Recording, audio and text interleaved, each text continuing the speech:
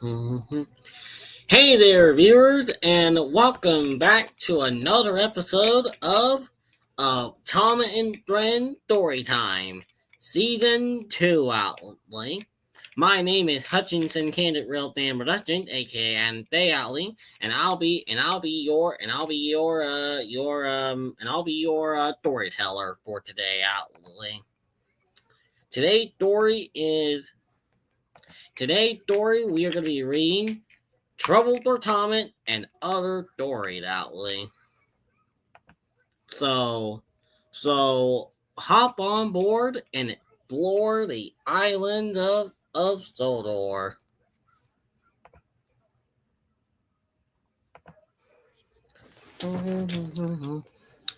Tomet and Grand Storytime proudly presents Trouble for Tomet and Other Stories, based on the Rary series by Riven Andrew Outley, and seen on the television show Shiny Time Station Outley.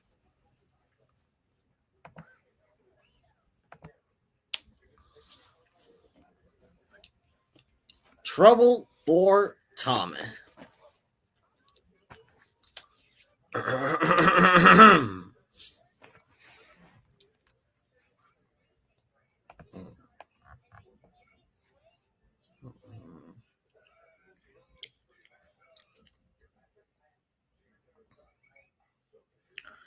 Thomas the Tank Engine Outley wouldn't stop being a nuisance.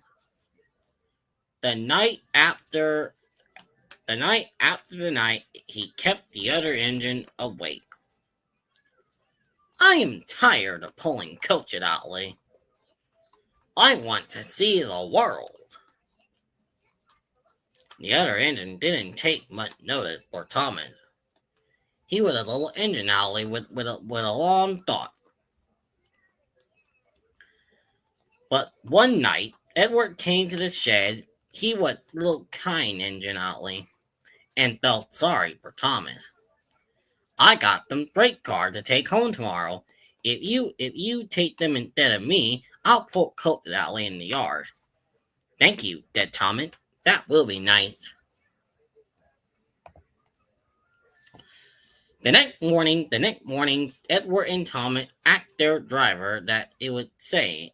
When they say yes, Thomas ran off happily to flying freight car Outley.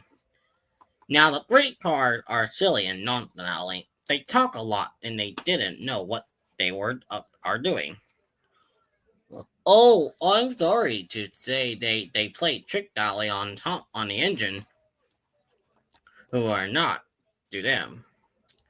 Edward knew all about freight cars. He warned Thomas to be careful, but Thomas was too excited to listen.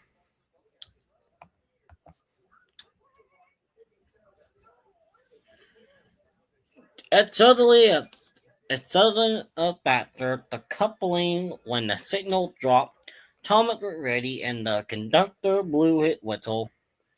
Peep peep, answered Thomas, and they started off. But the freight car weren't ready. Oh, they screamed. Wait, Thomas, wait! But Thomas wouldn't wait. Come along, he puffed. All right, don't butt. All right, don't bunt, rumbled the cars. Thomas beginning to go faster and faster. Wheech, he whistled, and he rut through Henry Tunnel. Then, when he got out, opened the countryside once more, they rumbled past the field. They chattered through the station. Hurry, hurry, called Tommy. He was feeling very proud of him. But the car grew crosser and crosser. At last, Thomas slowed down and he came to Gordon Hill. Suddenly he warned the driver. Steady now, steady, warned the driver. And they reached the top. He began to put on the brake. We're stopping, called Thomas. No, no, no, answered the cars, bumping into each other. Go on, before the driver could stop him. They put Thomas down the hill. He rattled and lapping behind. we rattle and laughing behind him. Poor Tommy tried to stop them from making him go that. Stop putting, hit. But the car took no notice. Go on, they grumbled in their silly way. Tommy was traveling much too fast, and any moment they would reach the next station. There's the station! Oh dear, what should I do? He cried. They rattled straight into children, into the good yard, and Thomas shut his eye. I must stop. When he opened his eye, he saw he had stopped just in front of the butler. They were watching him with their top hat. What are you doing here, Outlet Thomas? He asked. I brought Edward's freight card, Thomas answered. Why did you come in so fast? I didn't mean to, Outlet. I was put, said Thomas. You got a lot of really bad freight card, Thomas. After putting them about in a few weeks and almost mucked about at work, then you will be a really useful engine.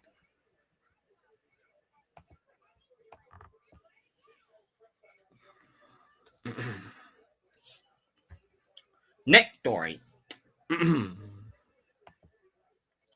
Next story. Thomas saved the day. Every day, Sir Topham Hatt came to the station to catch his train. Hello there, he always said to Thomas. Don't let the dirty freight card alley do you. Remember, you are important job as a special helper in the train yard. There were a lot of freight cards. Thomas worked very hard, put them pulling into the plate.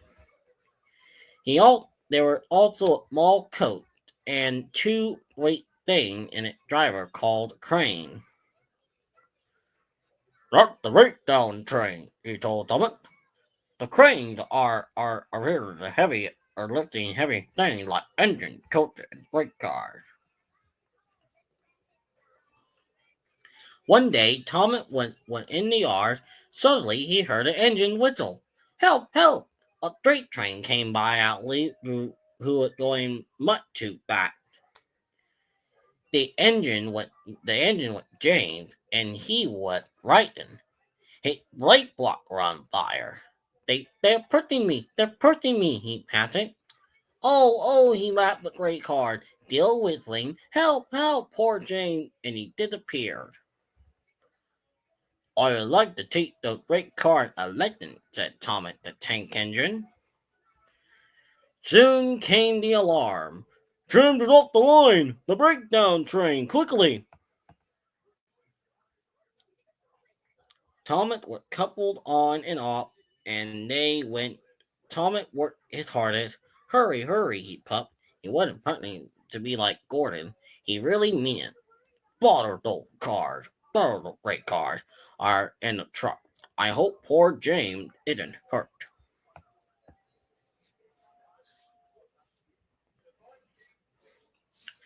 James' driver and fireman were feeling him all over to see if he was hurt. Never mind, James. Never mind, James, he said, Nellie. It was those silly brake cars and your old wooden brake. That called the acting alley. Thomas pulled the breakdown train alongside, and then he pulled away the unhurt brake car. Oh dear, they groaned. Serves you right, puffed Thomas. And he worked hard out late, pulling the backward and forward all afternoon. This will teach you a lesson. This will teach you a lesson. And he told the brake car, and they answered, Yes, it will. Yes, it will.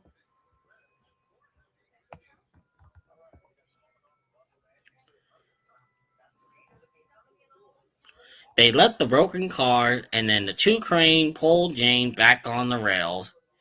He tried to move, but he couldn't. So Thomas helped him back to the yard, back to the shed.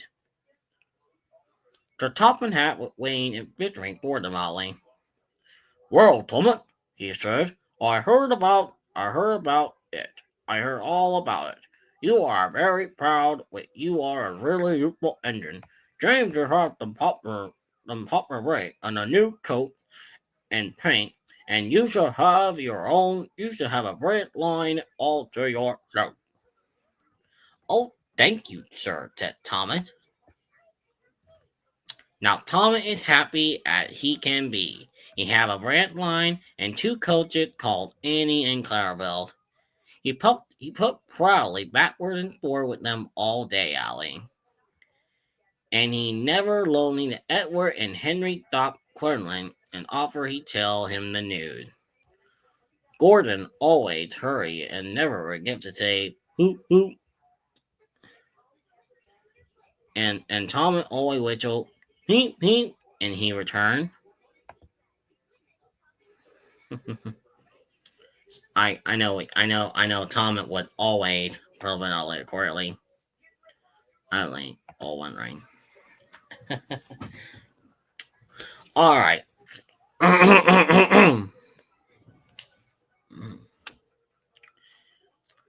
Thomas goes bitching. When Thomas puffed along his rant line alley, he always looked for alley at something special alley. He suddenly up the river and rumbled over the bridge. He wanted to see the people bitching alley. Thomas offered he wanted to stay and watch, but the driver said no. What would the Toppin Hat say, alley, when we are late? But Thomas still thought that he loved the stop by the river. Every time every time he met another engine alley, he wanted to say, I want to bit. But they all had the same answer. Engine don't go fishing. Silly chicken alley in the mud alley. Oh, Thomas. One day he stopped and using the take and add under the taking in water at the station by the river. Out of order, brother, said Thomas. I'm thirsty. Never mind, said the driver. We'll get some water from the river. They found a bucket and some rope valley when they went to the bridge. Then the driver let out the bucket and down to the water. The bucket was old and it had 5 holes. They happened to fill they had to fill it and pull it up and empty it into Thomas's tank. As quickly as they could, several times over, they did it at last. That good, Thomas. And Annie and Clarabelle ran happily behind. Suddenly, Thomas began to feel a pain in his border. Dean, Dean beginning to hit from its safety valve, and it alarming away outly. There's too much steam, said its driver. Oh dear, groaned Thomas. I'm going to burst. I'm going to burst. They thumping him down out of it fire. They thumping his fire and they threatening on. I got sugar pain. I got a little pain, Tommy. They stopped him just outside the last station, uncoupling Annie and Clarabelle, and run Tommy, who was still hitting bit to birth.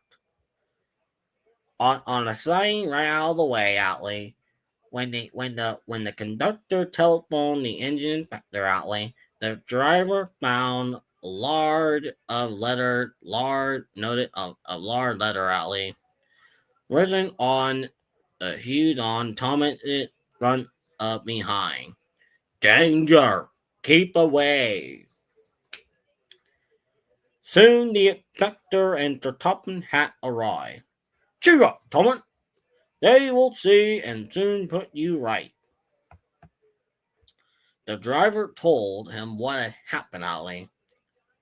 So, The pipe, the build pipe or block," said the inspector.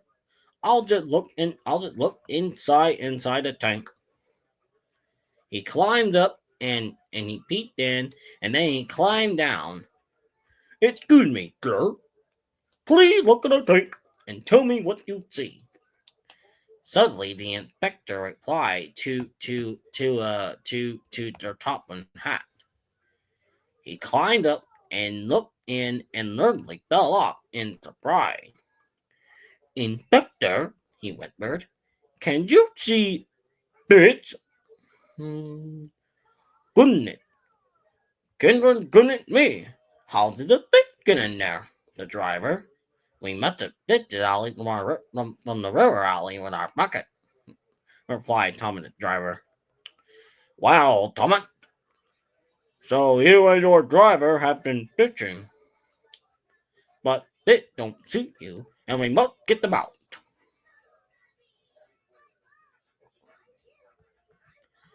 They took they took turn at fishing in the Thomas tank, while Sir Topham Hatt looked and told them how to do it. When they got all the fish alley, they lovely have a picnic supper of fish and chips. "That was good," said Sir Topham Hatt. But it don't suit you, Thomas, so you must do it again." "No, sir, I won't," said Thomas sadly. "Engine don't go fishing. It's too uncomfortable." Poor Thomas. Hmm. Terran the tractor. Autumn had come to the island of Sodor. The fields were changing from yellow and rubbing a brown earth. A tractor alley was hard at work. Thomas puffed along later, and Thomas saw the tractor close by. "Hello," said the tractor. "I'm Terran. I'm plowing." "I'm Thomas. I'm pulling a train. What ugly wheels you got?" "They're not ugly. They're caterpillars," said Terran. "I can go anywhere. I don't need rails." "I don't want to go anywhere," said Thomas. "I like my rail, thank you."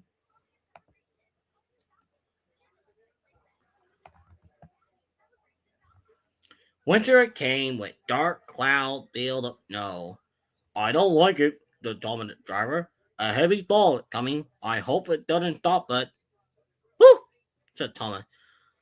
Something definitely nothing to it, and he pumped along, feeling cold but Aaron. They finished their journey safely, but now the country was covered outly. "You need your snowplow for the next journey, Atlee, Thomas," said the driver. "Whew." "So it nearly knocked up. It won't stop me." The snowplow was heavy and uncomfortable, and it made Thomas cry. He took it and he banged it, and when they got back, it was damn it that the driver had to take it off. "You are a very noisy engine," he said to Thomas.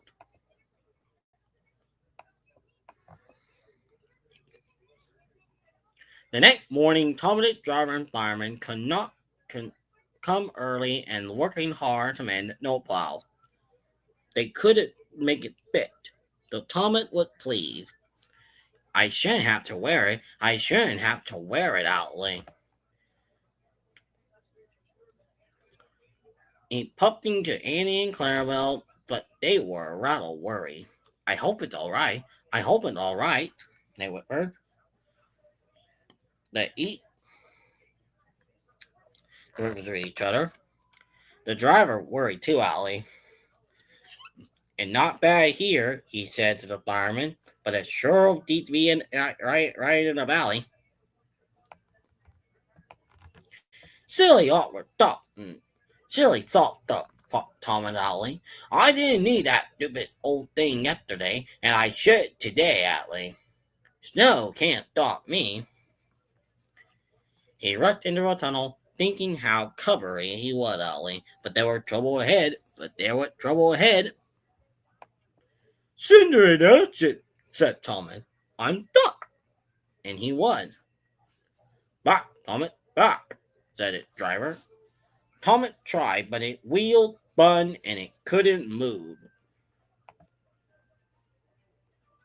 The the the the conductor went back for help, while everyone else was trying to dig the snow away. But after they dig out, more snow slipping down until Thomas was nearly buried. Oh, my wheel and coffee rod! I should have to stop here until I'm frozen. What a silly engine I am! And Thomas began to cry. And at the butt came the wreck of the passenger. And then who should come to Thomas' rescue but Terran? No, never worry him. He pulled away from the empty coated away and then came back for Thomas. Thomas' wheels were clear, but still bending and trying to move. Terran tugged and lipping, and tugged at last. Thomas was cleared of the snow, ready for the journey home. Thank you, Terran. Your caterpillar are blended, said Thomas. I hope you I hope I've been sentenced now, Thomas, said its driver. I'll try, said Thomas, and he puffed slowly away. The and the and well, everyone, I hope you all enjoyed that episode. I hope you all enjoyed this episode of the Tom and Friend Storytime episode, and hopefully you do enjoy Outly. Now I know you guys are asking Outly, what will happen in episode number 8? Well, that's a story for another day.